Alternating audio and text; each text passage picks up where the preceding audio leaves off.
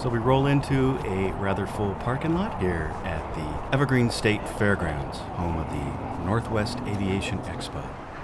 So as you can see behind us, we're at the Aviation Conference here in Puyallup, Washington. And we're going to head on inside and see what this is all about for 2024. So come on. This channel is about working on aircraft and flying those airplanes. So come take a seat and let's go for a flight.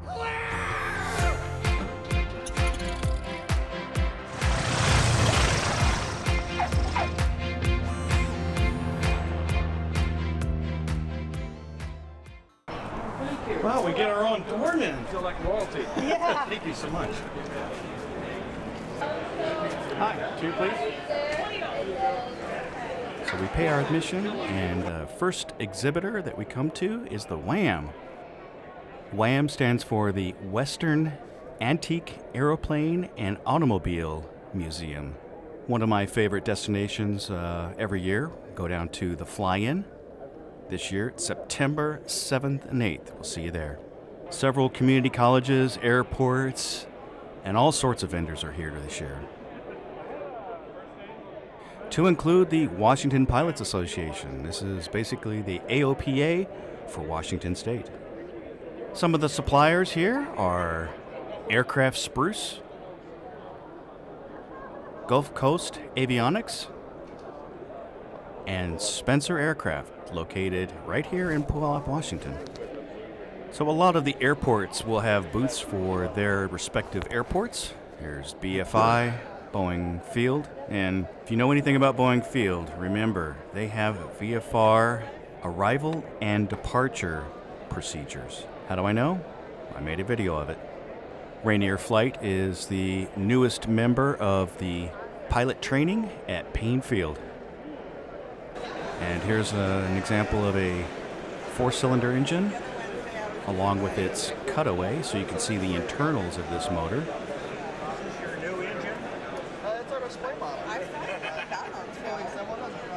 And the inside of the cylinder.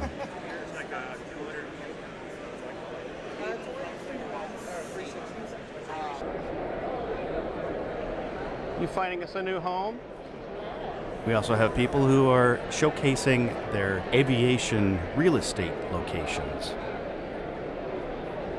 This is starting to give me a few ideas.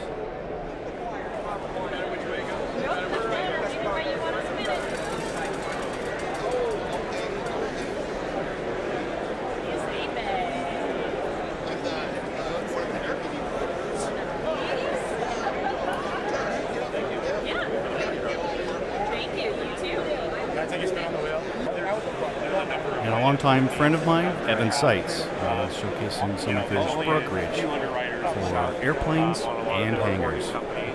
Yeah, so it's a specialty type business for sure. I thought this was interesting. This 185 was completely decked out with an Allison turboprop. How cool is that?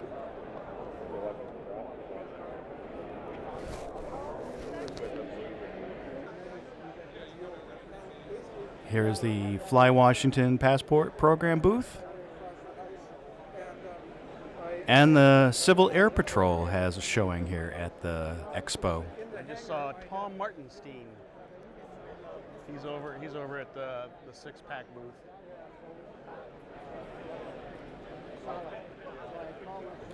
So it's nice to see some of these electronics up close and personal, see how the graphics look in real life. AMFA had a showing here, and the only reason why I'm interested in that is because they represent the mechanics at Southwest. Baker Avionics, they're out of Grants Pass. Ace Aviation has done some sheet metal work for people that I know of, and they do a pretty good job. Hood Aero has a booth here at the expo, and I got a chance to meet Lars, who is the editor for Low Lead. You can check out his work on YouTube. I'll leave a link right here. Has a YouTube channel. Yeah. And he's really good. Oh. Yeah. Is that someone He's filming behind. I think that's probably one of him. He's probably in one of those 2 airplanes. And then we come to the six-pack Aero booth where Tom Martin is filling in. Hey, how are you? Nice to see you. Sticker. Oh, nice. Your toolbox.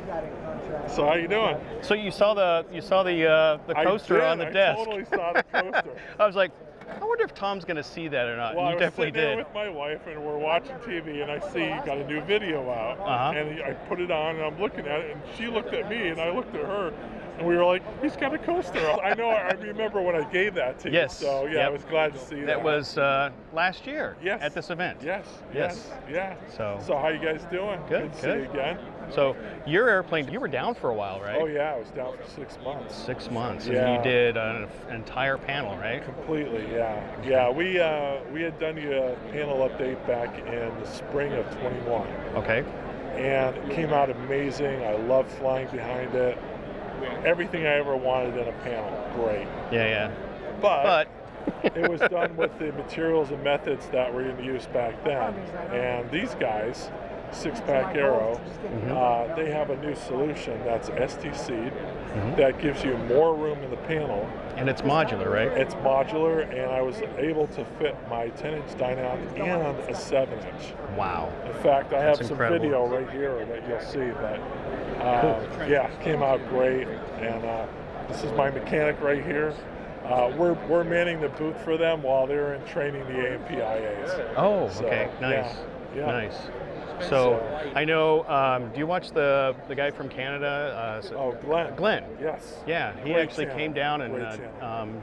I think he did a tour with Dynon. He did. And he might have come down and talked to these guys He as well. did, yeah. I actually had lunch with him that day. Oh, did you? Yeah. Nice. Yeah. Yeah, what a great guy. Meet up. He's wonderful. Yep. He's got a great cooking channel too.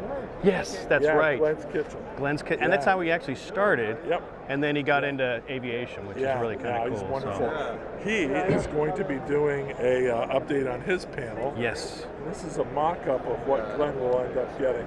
Exactly. This is a B, C, and D model. This will be what Glenn has in his airplane.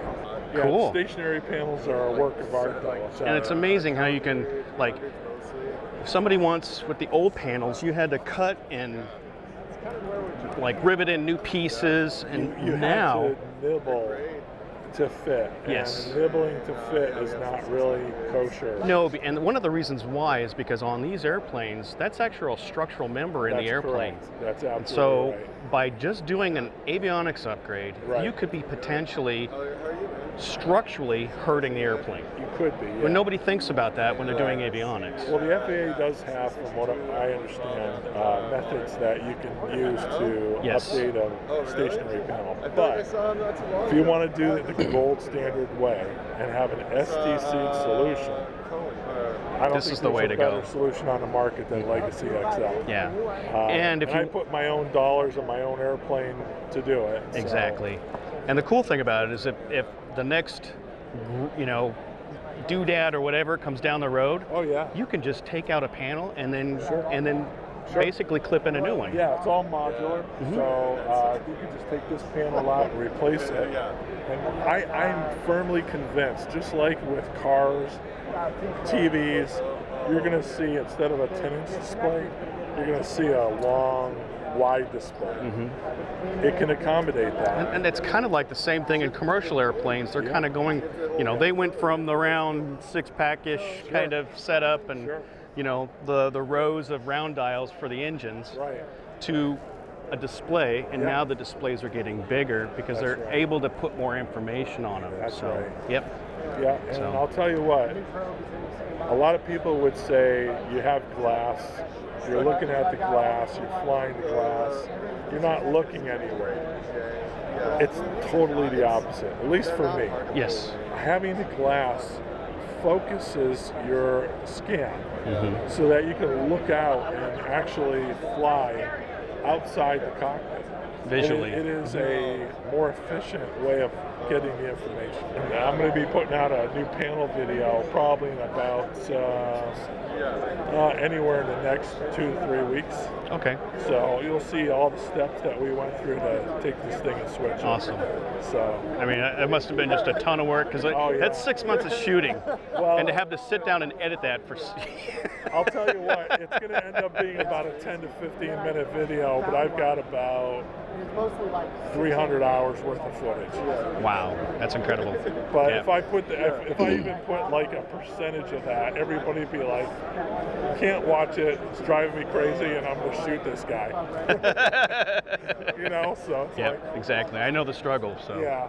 So- Well, you know, Linden's got the cheapest fuel in Washington, Idaho, and Oregon. Yes. $5.15 a gallon. That's incredible. So we're getting a lot of people coming up there. It's vans, beavers, you know, warbirds, thirsty airplanes. Yes. So, That's a good deal. yeah, So. yeah, wonderful to see. Yeah, you too, And we man. got to get that Stinson up there at some point. Again, yeah. We're having a open house at the end of July. Okay. The last Saturday in July. Okay. So if you're not going to Oshkosh, We're not. consider coming up to Linden. Okay. Yeah. All right? You hear that? We'll So. put you on display. Okay. All right. All right. Cool. Pleasure to see you. You guys. too, man. All right. Take care. It's really good to see Tom, and I look forward to our next meeting. I thought this was very interesting. It's a cordless drill powered sump pump for a seaplane. It has a filter, and it also has a check valve so you don't dribble once you pull the sump pump out of the float. Are we doing camping? It's better than camping. The Flying Resort Ranches look like a very interesting destination. I might just make some plans of my own to go there. This is the group called the United Flying Octogenarians. It's a club of 80-year-old pilots continuing to fly, which is great. Believe it or not, the Washington State Patrol also has an aviation division. McFarlane is a producer of OEM and STC parts for Cessna and Piper. Teen Flight is a 2-year program designed to teach high school level kids the vocational skills necessary to construct, maintain, and fly the aircraft they build, along with directly exposing the students to the various career opportunities through field trips, job shadowing, and internships. Spencer Aircraft not only supplies mechanics and pilots with supplies and parts, they also have a maintenance shop. The best thing about having Spencer is they're in our backyard, located at Thun Field in Puyallup, Washington. This is an amazing example of a powered sailplane. That wing looks so slippery. And now for the main event. 40 years this has been going on. Ladies and gentlemen, it's an honor to welcome a distinguished figure in aviation education to our stage. He's devoted his life to demystifying the art of flying and making it accessible and enjoyable for aspiring aviators around the globe.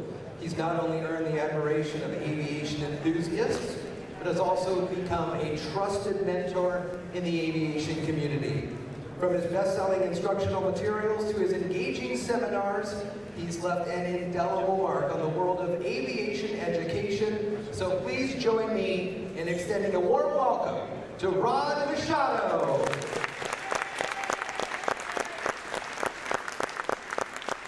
And even though I'm a seasoned aviator and mechanic, I always learn something from every time I listen to Rod. He is very insightful and has a ton of knowledge in aviation. What I really appreciate about listening to Rod Machado, not only in this live lecture, but also from his training videos, is not only the amount of information that he knows about aviation, but that he brings a touch of humor. And he breaks it up with little quips and jokes, which really keeps you engaged.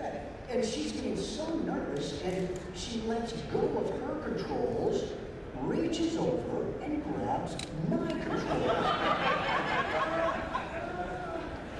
Thinking that somehow or another I disconnected her controls so that she could have a more fulfilling stall experience.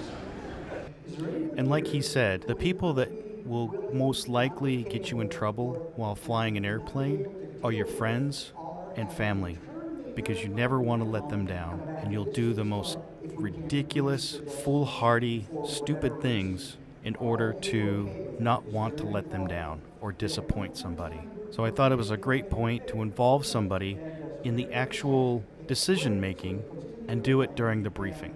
He makes it clearly understood that if something happens for whatever reason, mechanical, weather, whatever, they come back to the airport, or they land at an intermediate airport, and then try to get to their destination in another way, if that's possible.